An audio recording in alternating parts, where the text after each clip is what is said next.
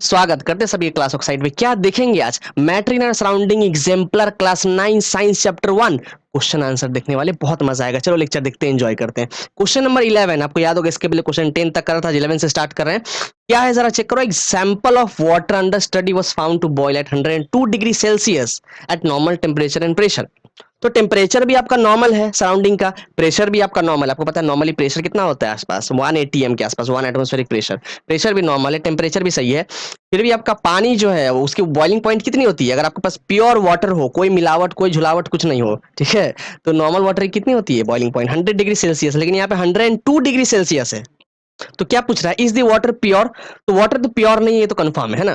Pure किसको कहते हैं? उसमें पहले बात तो कोई मिलावट नहीं होना चाहिए, पहला बात। तो अगर वाटर में कोई मिलावट नहीं होता तो 100 डिग्री पे बॉईल कर जाता, 100 पे तो बॉईल नहीं करे, तो पहले बात तो प्योर नहीं है। साथ साथ will this water freeze at 0 degree Celsius. आप देखोगे कि आपका पानी अगर प्योर वाटर होती तो 0 डिग्री सेल्सियस जो कि फ्रीजिंग पॉइंट होती है वाटर की, वो देखने को मिलती है। लेकिन चूंकि प्योर नहीं है तो जीरो से फ्रीज ना करके उससे कम टेम्परेचर पे फ्रीज करेगी। हो सकता है माइनस में, है ना, चूंकि आपका जीरो से नीचे तो माइनस ही होता है, तो माइनस में जाके फ्रीज करेगी वो। जरा देखो यहाँ पे आंसर क्या दे रखा है।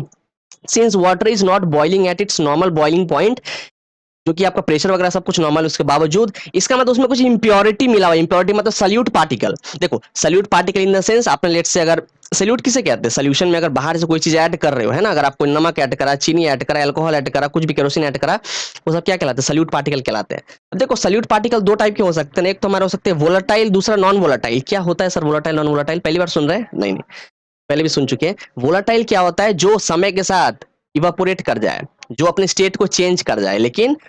लेकिन नॉन वोलेटाइल कैसे होते हैं? जो स्टेट को चेंज नहीं कर पाते, इवापोरेट करके नहीं उड़ पाते हैं, ठीक है। जैसे मैं बात करूं एसीटोन की, है ना, जो जो आपको पता होगा फीमेल लोगों की नेल पॉलिश की जो होती है रिमूवर, उसमें एसीटोन होता है। जैसे ही आप उसको लगाते हो, आपने देखा होगा, आपको आपको क्या होता है? एसीटोन लगाने से फटाफट से वहां से वो उड़ जाती है, इवापोरेट कर जाती है नेल नेल के ऊपर से, ठीक है ना। और आपको पता है इस तरीके से हाइलाइटर देखियो, हाइलाइटर जब उसको यूज करते हो कॉपी में, 1 साल बाद 1.5 साल बाद जरा खोलो आप कॉपी को, नोटबुक को, देखो जरा हाइलाइटर आपकी फेड हुई कि नहीं। बिल्कुल फेड हो जाती है। तो मतलब वो सारे कैसे होते हैं आपके? ये आपके जो वोलाटाइल होते हैं, ठीक है। तो या तो सल्यूट आपका वोलाटाइल हो या नॉन वोलाटाइल हो, कोई सा भी सल्यूट आप ऐड कर दो, आपका जो वाटर है वो इंप्योर बन चुका है, क्योंकि उसमें इंप्योरिटी ऐड हो गया है। और इंप्योरिटी ऐड करने से बॉइलिंग पॉइंट बढ़ जाता है। उसलिए आप चेक करो 100 डिग्री पे ना बॉइल करके 102 डिग्री पे बॉइल कर रही है, और बॉइलिंग पॉइंट बढ़ने से फ्रीजिंग पॉइंट कम जाता है। बिल्कुल आप खुद दिमाग लगाना, सोचना अच्छे से, क्या बॉइलिंग पॉइंट बढ़ने से फ्रीजिंग पॉइंट बढ़ेगा या घटेगा, खुद सोचना। फ्रीजिंग पॉइंट कम हो जाती है, ठीक है। चलो आगे बढ़ते अगला देखते हैं। इसके बाद नेक्स्ट क्वेश्चन क्या है? एक स्टूडेंट ने क्या देखा? Student heats a beaker containing ice and water. एक बीकर को हीट कर रहा है जिसमें बर्फ भी है पानी भी है। क्या देखा उसने? टेम्परेचर वर्सेस टाइम को मेजर कर रहा है। आप देखो यहाँ पे ही measures the temperature of the content of the beaker as a function of time. तो समय बीत रहा है, समय बीत रहा है, समय बीत रहा है, और उस कंटेनर बीकर को वो कंटिन्यूअसली हीट कर रहा है, और उसमें क्या टेम्परेचर में चेंज आ रहा है समय के साथ, उसको मेजर कर रहा है।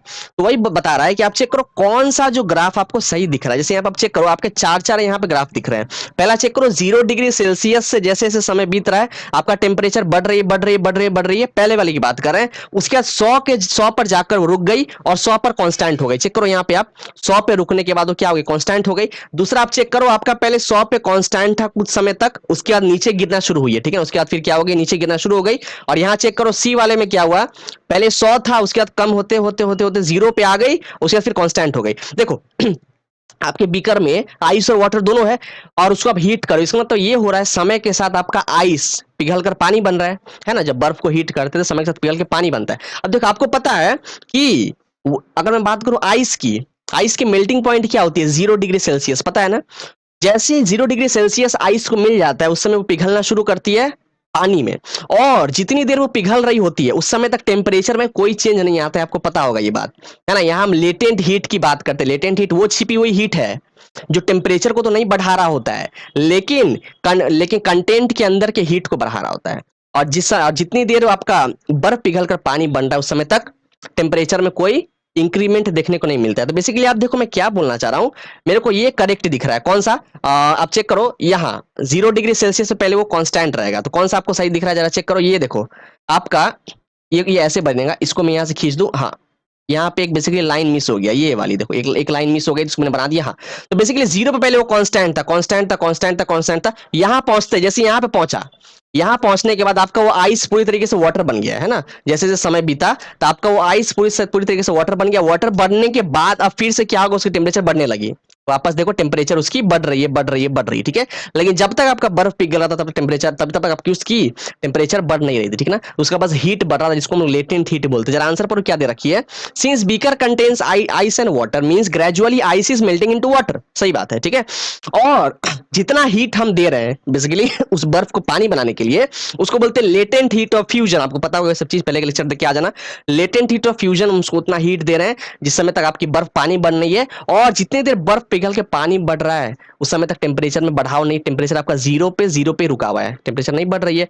उसके बाद सडनली क्या बढ़ना शुरू करी, इसका मतलब ऑप्शन डी हमारा करेक्ट है, ठीक है। चलो आगे बढ़ते हैं, अगला देखते हैं। Osmosis is a special kind of diffusion. वाह भाई वाह, क्या ऑस्मोसिस डिफ्यूजन का एक नया रूप है क्या, ये पूछ रहा है, ठीक है। देखो आपको पता होगा ऑस्मोसिस तो डिफ्यूजन होते हैं कि, आपको मैं बता दूं, देखो दोनों में पार्टिकल का स्पॉन्टेनियस मूवमेंट होता है। कहां से, हायर कंसंट्रेशन से लोअर कंसंट्रेशन, मतलब जहां पे किसी पार्टिकल ज्यादा अमाउंट में प्रेजेंट है वहां से वो मूव करता है उसके कम अमाउंट वाले रीजन में, अपने आप मूव करता है, ठीक है।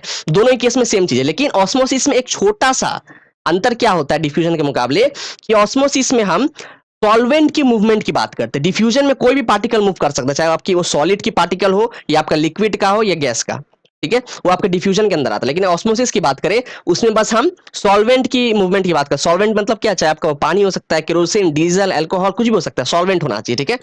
और साथ साथ ऑस्मोसिस की जब बात करते हैं तो सेमी परमिएबल मेम्ब्रेन है ना, एसपीएम आता है दिमाग में, आपको पता होगा। ऑस्मोसिस की जब बात करते हैं तो सेमी परमिएबल मेम्ब्रेन के थ्रू आपका पास हो रहा होता है कंटेंट। आप यहाँ पे देखो मैं क्या बोलना चाह रहा हूँ, जैसे यहाँ पे हमारे पास रेजिन है। रेजिन क्या होता है, किशमिश समझते हो ना, अंगूर को सुखा के किशमिश बनाया जाता है। यहां पे देखो किशमिश को मैंने दो बीकर में रखा है, पहला वाला हमारा नॉर्मल वाटर है, दूसरी वाली हमारी सॉल्टी वाटर, नमकीन पानी है।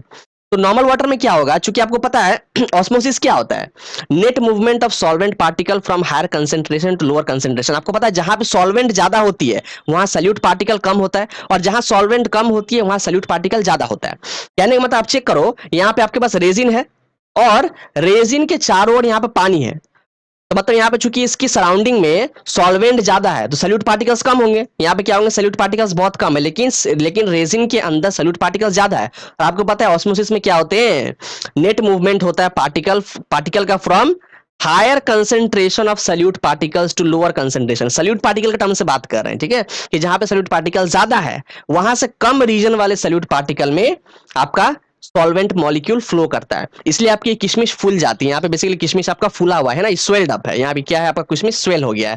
तो इसको हम बेसिकली क्या बोलते हैं, इस तरीके की ऑस्मोसिस को हम बोलते हैं इसको क्या बोलते हैं, एंडो ऑस्मोसिस। अगर आपका पानी, अगर आपका सॉल्वेंट अंदर आ रहा है किसी सेल के अंदर, उसको एंडो ऑस्मोसिस बोलते हैं। और आप बोलोगे कि यहाँ ऑस्मोसिस हो रहा है, यहाँ पे आपने सर बताया था कि हम सेमी परमिएबल मेम्ब्रेन की बात करते हैं, यहाँ पे सेमी परमिएबल मेम्ब्रेन कहाँ है।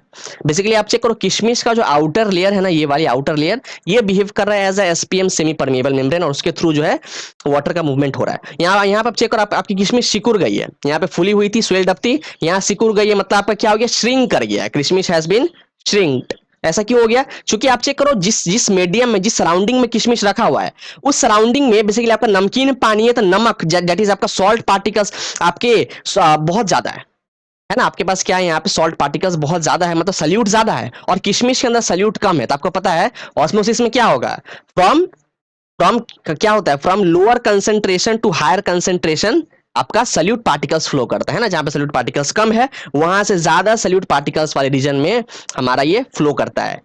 क्या फ्लो करेगा, हमारा वाटर। उसलिए किशमिश से सारी पानी बाहर निकल गई, किशमिश हमारा श्रिंक कर गया, और इस तरीके के ऑस्मोसिस को हम लोग क्या बोलते हैं, आपको पता होगा, एक्सो ऑस्मोसिस, ठीक है ना। तो कहने का मतलब आपका ये ऑस्मोसिस में हम क्या, आपने क्या देखा, डिफ्यूजन। ऑस्मोसिस हमारा एक स्पेशल टाइप का डिफ्यूजन है, जिसमें हमारा सॉल्वेंट का मूवमेंट होता है, स्पेशली सिर्फ सॉल्वेंट की मूवमेंट होती है थ्रू सेमी परमिएबल मेम्ब्रेन। चलो यहाँ पे देखो क्या जरा लिखा हुआ है, चेक कर लो।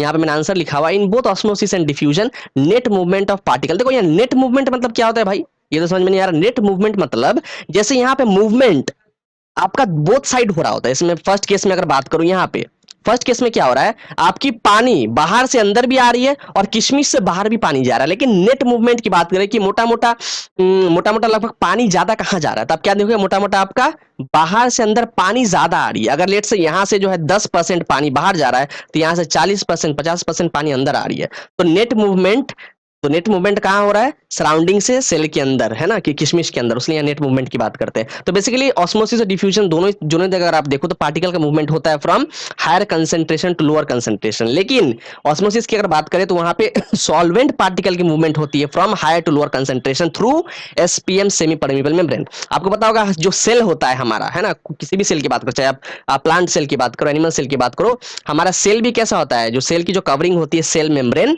वो भी हमारा तो एसपीएम ही तो होता है ना, सेमी परमेबल मेम्ब्रेन। देखो सेमी परमेबल का मतलब क्या होता है? सेमी परमेबल मतलब कि वो सारी चीजों को अंदर बाहर करने नहीं देता है, मतलब अपने अंदर कुछ ही गिने चुने चीजों को आने देता है और अपने बाहर कुछ ही गिने चुने चीजों को जाने देता है। ऐसा नहीं कि कोई भी चीज सारी चीज अंदर चली गई सारी चीजें बाहर निकल गई, नहीं, कुछ सिलेक्टिव चीजें अंदर बाहर जा पाती है, इसको हम लोग बोलते हैं सेमी परमेबल मेम्ब्रेन, ठीक है ना। चलो आगे बढ़ते हैं। अब चेक करो नेक्स्ट क्वेश्चन क्या है, क्लासिफाई करना है कौन सा ऑस्मोसिस से कौन सा डिफ्यूजन है। पहला चेक करो, swelling up of a resin, तो बेसिकली पानी के अंदर, यहाँ पे आप बेसिकली नॉर्मल वाटर है, ठीक है, मत समझ लेना सॉल्टी वाटर। नॉर्मल वाटर में यहां मैं लिख दूं ये कैसा वाटर है हमारा, अच्छा जस्ट अ सेकेंड, ये हमारा नॉर्मल वाटर, यहां मैं लिख दे रहा हूं, आप सॉल्टी वाटर समझ लोगे नहीं तो इट इज आर नॉर्मल, ठीक है। तो नॉर्मल वाटर में जब रखोगे रेजिन को, अभी जस्ट देखा क्या होता है, फूल जाता है, और फूलने के पीछे का साइंस क्या आपको पता है, ऑस्मोसिस, है ना। ऑस्मोसिस में हम सॉल्वेंट पार्टिकल के मूवमेंट की बात करते हैं थ्रू सेमी परमेबल मेम्ब्रेन, तो यहां पे लिख दे रहा हूं ऑस्मोसिस, ऑस्मोसिस, ठीक है। नेक्स्ट देखो, spreading of virus on sneezing, जब कोई छींकता है, स्नीज करता है, तो क्या होता है, वायरस निकलता है ना, बहुत सारे वाटर ड्रॉपलेट्स निकल रहे होते हैं, वायरस निकल रहा होता है, उस केस में क्या है, वो वायरस जो हर जगह फैल जाएंगे ना, आसपास हर जगह क्या हो जाएंगे, स्प्रेड हो जाएंगे, तो बेसिकली वो डिफ्यूजन दिखा रहा ना। अरे डिफ्यूजन मतलब क्या, पार्टिकल का अपने आप मिल जाना, अपने आप स्पॉन्टेनियसली मूवमेंट होना, और उस केस में किसी भी हम SPM that is semi permeable membrane की बात नहीं करते हैं। आप खुद सोचो, जब आप स्नीज कर रहे हो तो क्या आपकी और सराउंडिंग के बीच क्या कोई लेयर लगा है, क्या कोई एसपीएम लगा है, क्या नहीं। इसलिए यहाँ पे जो नेट मूवमेंट हो, यहाँ जो पार्टिकल की मूवमेंट होती है वो कैसा होता है, डिफ्यूजन, तो यहाँ मैं लिख दे रहा हूँ डिफ्यूजन, ठीक है। नेक्स्ट चेक करो क्या है जरा, earthworm dying on coming in contact with common salt, basically earthworm समझते हो ना, अर्थवर्म आपने देखा होगा जमीन में जो केचुआ चलता रहता है, उसके ऊपर अगर नमक डाल दिया जाए तो मर जाता है। ऐसा क्यों, देखो होता क्या है ना, अगर मैं अर्थवर्म जैसे यहाँ छोटा सा बना के दिखा दूं, अगर लेट से मेरा ये अर्थवर्म है, ठीक है, ये अगर मेरी अर्थवर्म है और इसके ऊपर नमक के पार्टिकल्स ऐसे ऐसे डाल दिया, तो होगा क्या, इसके बॉडी में से वाटर बाहर आने लगेगा। यहाँ पे आपका ऑस्मोसिस हो रहा है ना, आपको पता है ऑस्मोसिस में क्या होता है, आपका सॉल्वेंट का मूवमेंट होता है, जहां पे सल्यूट पार्टिकल कम है वहां से ज्यादा रीजन वाले सल्यूट पार्टिकल में, तो चूंकि देखो आप अर्थवर्म के बाहर सॉल्ट है, सॉल्ट मतलब क्या, सल्यूट पार्टिकल ज्यादा है और सॉल्वेंट कम है, और अर्थवर्म के अंदर सॉल्वेंट ज्यादा है, सल्यूट पार्टिकल्स कम है, उसीलिए क्या होगा, पानी अर्थवर्म के शरीर से बाहर फ्लो करेगा, बाहर फ्लो करेगा, बाहर फ्लो करेगा, इसीलिए क्या होगा, अर्थवर्म हमारा बेचारा मर जाएगा, ठीक है ना। और क्यों मर रहा है, बिकॉज ऑफ दी ऑस्मोसिस, ठीक है। यहाँ लिख दे रहा हूँ क्या हो रहा है, ऑस्मोसिस। आप बोलोगे सर यहाँ पे ऑस्मोसिस हो रहा है, यहाँ पे सेमी परमेबल मेम्ब्रेन कहाँ है, जो अर्थवर्म की जो बेसिकली उसका जो स्किन है, जो स्किन की जो आउटर कवरिंग है अर्थवर्म का, वही तो बिहेव कर रहा है as SPM semi permeable membrane, ठीक है ना। कुछ गिने चुने चीजों को अंदर बाहर आने वो देगा, ठीक है। नेक्स्ट चेक करो नंबर डी क्या है, shrinking of grapes kept in thick sugar syrup, तो आप समझते हो ना, चाशनी जो होती है हमारी, बेसिक शुगर सिरप जिसको बोलते हैं, गाढ़ा कोई सोल्यूशन गाढ़ा सा, ठीक है, उसमें क्या कर रहे हैं, ग्रेप्स को रख दिया, अंगूर को रख दिया, रखने के बाद क्या देखते हो, अंगूर आपकी श्रिंक कर जा रही है, सिकुड़ जा रही है। ऐसा क्यों हो रहा है, क्योंकि आपका ग्रेप्स में से, आपके अंगूरों में से पानी सारा बाहर निकलने लगता है, क्योंकि आपके ग्रेप्स के अंदर सल्यूट कम होता है और चाशनी के अंदर सल्यूट पार्टिकल ज्यादा होता है। बेसिकली क्या है, सल्यूट पार्टिकल्स कहाँ ज्यादा होते हैं, सल्यूट पार्टिकल्स वहां ज्यादा होते हैं जहां पे सॉल्वेंट कम होता है। जो चाशनी की बात कर रहे हैं, शुगर सिरप की जो बात कर रहे हैं, वो बहुत ही गाढ़ा सोल्यूशन होता है, उसमें पानी बहुत कम होता है भैया। जो भी गाढ़ा सोल्यूशन आप देखते हो, काफी जैसे आप बात करें हनी वगैरह जो देखते हो, जो काफी गाढ़ा होता है, उसमें पानी कम होते हैं, पानी कम होता है तो सल्यूट पार्टिकल ज्यादा होता है। और आपको पता है कम सल्यूट पार्टिकल से ज्यादा सल्यूट पार्टिकल वाले रीजन में ऑस्मोसिस होता है, मतलब वाटर का मूवमेंट होता है, इसलिए ग्रेप्स के अंदर से पानी बाहर जा रहा है, बाहर जा रहा है, और ग्रेप्स आपका श्रिंक कर जाएगा। यहाँ पर क्या हो रहा है, हमारी ऑस्मोसिस, यहाँ मैं लिख दे रहा हूँ ऑस्मो, ठीक है। नेक्स्ट चेक करो जरा, प्रिजर्विंग पिकल्स इन सॉल्ट, पिकल मतलब क्या होता है, अचार जानते हो ना, अचार, अचार में देखा होगा घर में मम्मी लोग क्या करते हैं, नमक लगा के रख देता है कि वो खराब ना हो, प्रिजर्व प्रिजर्व करना मतलब उसको बचा के रखना, मॉइस्चर वगैरह से उसको खराब होने से बचा के रखना, या बैक्टीरिया से बचा के रखना। तो होता है क्या, बेसिकली जब पिकल में सॉल्ट लगा दिया, यहाँ पे भी आपका सेम साइंस लग रहा है, सॉल्ट लगाने से क्या होगा, देखो जब भी सॉल्ट की बात आती है तो आपको समझ में आ जाता है कि अच्छा ये ऑस्मोसिस ही होने वाला है, ठीक है। तो बेसिकली क्या हो रहा है यहाँ पे, सॉल्ट लगाने के पीछे दो कंडीशन है, क्या, अगर आपने सॉल्ट लगाया तो एक तो बैक्टीरिया से बचा जा रहा है, कैसे, देखो जो भी बैक्टीरिया यहाँ इसके ऊपर आएगा पिकल के ऊपर, तो होगा क्या, बैक्टीरिया के बॉडी में से सारा पानी बाहर निकल जाएगा। आप खुद सोचो यहाँ पे ऑस्मोसिस होगा ना, जब ये बहुत सारा सॉल्ट लगा के रखी हो, जब इसके ऊपर बैक्टीरिया आएगा तो बैक्टीरिया के शरीर में से पानी सारे बाहर निकल जाएंगे, क्योंकि आपको पता है lower concentration of solute particle से हायर कंसंट्रेशन सॉल्यूट पार्टिकल में वाटर मूवमेंट होगा, तो बैक्टीरिया में से सारे पानी निकल जाएंगे, बैक्टीरिया आपका बेचारा सिकुड़ के मर जाएगा। तो इसलिए हम क्या करते हैं, अचार में लगा के रखते हैं सॉल्ट। और यहाँ पे क्या देखने को मिल रहा है आपको, ऑस्मोसिस। ठीक है, यहाँ लिख दे रहे हैं ऑस्मोसिस। चलो इसके बाद क्या जरा चेक करो, हाँ ये वाली F, spreading of smell of cake being baked through out of the house. वाह वाह, मजा आ गया भाई, सुन के पानी आ रहा है। क्या बोला, जब गर्मा गर्म जब केक जब बन रही होती है, की स्मेल आपको आती है ना, आपको क्या, सबको आती है जो आसपास रहते हैं, ठीक है, और कितना अच्छा लगता है ना उसकी स्मेल को लेकर। तो बेसिकली स्मेल आप तक कैसे पहुंच रही है, आपकी नाक तक उसकी स्मेल आई है एयर के थ्रू ट्रेवल करके, उसके पार्टिकल्स जो है आपके नाकों तक ट्रेवल कर रहे हैं थ्रू एयर, और इसको क्या बोलते हैं, डिफ्यूजन, है ना।